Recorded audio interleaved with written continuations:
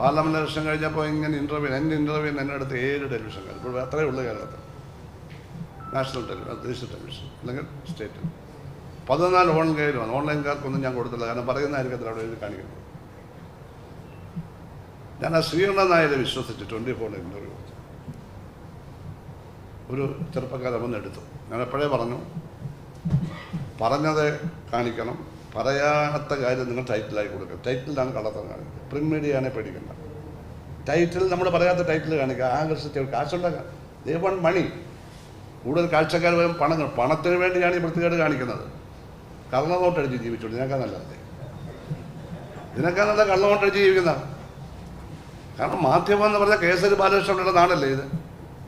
കേശവകുമാരൻ്റെ നാടല്ലേ ഇത്? പറ.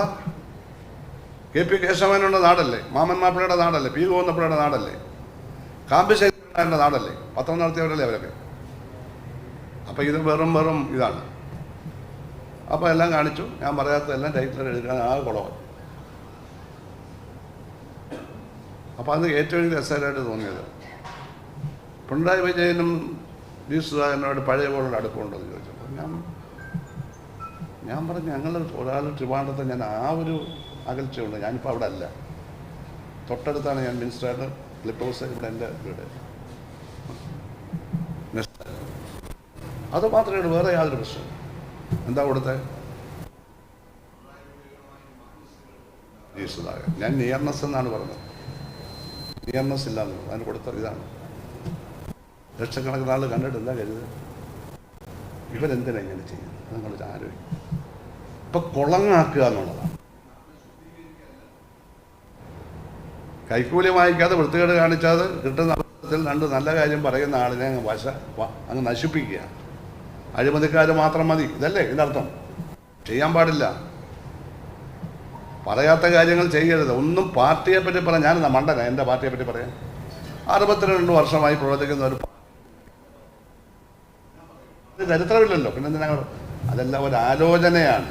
ആലോചന പൊളിറ്റിക്കൽ ക്രിമിനലുകളുമായി ലോക്കലായിട്ടുള്ള അവരുമായിട്ട് ആലോചിച്ചവർ ചെയ്യുന്നു.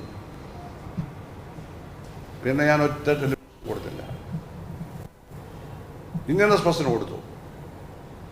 അവർ 7 പേരെ അടിച്ചോണ്ട് ഓടി വന്ന് എൻ്റെ വീട്ടിൽ വന്ന് 3 മണിക്കൂർ ചെയ്ത് ജൂലൈ 16 ഫുൾ പേജ് അങ്ങ് കൊടുത്തു.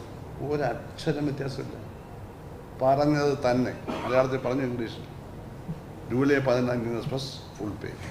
കേരളത്തിൽ ആരുടെ അവർ എടുത്തില്ലല്ലോ, ഞാൻ മന്ത്രിയും ഒന്നും അല്ലല്ലോ, കൃത്യമായിട്ട് കൊടുത്തു. അപ്പം ഞാൻ മനസ്സിലാക്കി അങ്ങനെയും നല്ല പത്രപ്രവർത്തനം. അപ്പം ജനങ്ങളെ അറിയിക്കുക എന്താണ് പറയുന്നത്. സ്വന്തം പാർട്ടിയെ പറ്റി ഒരിക്കലും പറയില്ല. പറയുമ്പോൾ നിങ്ങൾ കൊടുത്താൽ നിങ്ങൾ അബദ്ധമാവുകയാണ്. ഒരിക്കലും പറയില്ല. പറഞ്ഞ ചരിത്രമില്ല. എന്നാൽ പിന്നെ വേറെ വല്ല പാർട്ടി നിൽക്കും, നിങ്ങൾക്ക് നല്ലതല്ല. അതൊന്നും അല്ല. ഒരാളെൻ്റെ 10-22 വർഷം രാഷ്ട്രീയ ജീവിതത്തിൽ ചെയ്യരുത്. ഞാനിവിടെ കണ്ടപ്പോൾ തന്നെ പ്രസംഗിക്കേണ്ടെന്ന് വിചാരിച്ചത്. ഞാൻ തമാശയായിട്ട് പറയല്ല, ഇതൊക്കെ പ്രശ്നങ്ങളല്ലേ. ഒരു പ്രസ്ഥാനത്തിന് വേണ്ടി സെൻട്രൽ ജയിലിലും പോയി മർദ്ദനവും ഏറ്റ് വിദ്യാഭ്യാസവും കളഞ്ഞ് പ്രവർത്തിച്ച ഒരു പ്രസ്ഥാനത്തെപ്പറ്റി അനാവശ്യമായിട്ട് പറയുമോ? തന്തയില്ലാത്തവനല്ലേ ഇത് പറയത്തുള്ളൂ, അല്ലേ? തന്തയില്ലാത്തവൻ. ഞാൻ പാവപ്പെട്ട ദേശക്കാരനായ P ഗോപാലക്കുറുപ്പിൻ്റെ മകനാണ്.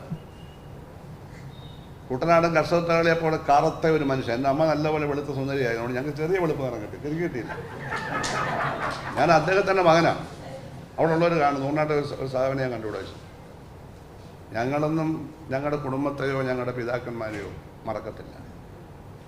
അങ്ങനെയൊക്കെ ചരിത്രത്തിൽ അങ്ങനെ തെളിയിക്കപ്പെട്ട ആളുകളെ അതിനെ കുറിച്ച് വേറെ എന്തെല്ലാം ഉണ്ട് ആൾക്കാർ അതൊന്നും കൊടുക്കില്ല. അപ്പോൾ ഞാൻ പറഞ്ഞതേ ഉള്ളൂ, ഇവർ ഈ വന്നവരെ പറ്റിയല്ല ഞാൻ പറഞ്ഞത്. ഞാൻ നിങ്ങളുടെ വിഭാഗത്തെ പറ്റി ഇങ്ങനെ ആലപ്പുഴയാണ്, വേറെ എങ്ങും ചെയ്യുന്നില്ലത്. വേറൊരു ജില്ലയിലും ചെയ്യത്തില്ല, ഇവിടെ മാത്രമാണ് ചെയ്യുന്നത്. അത് ചെയ്യാൻ പാടില്ല.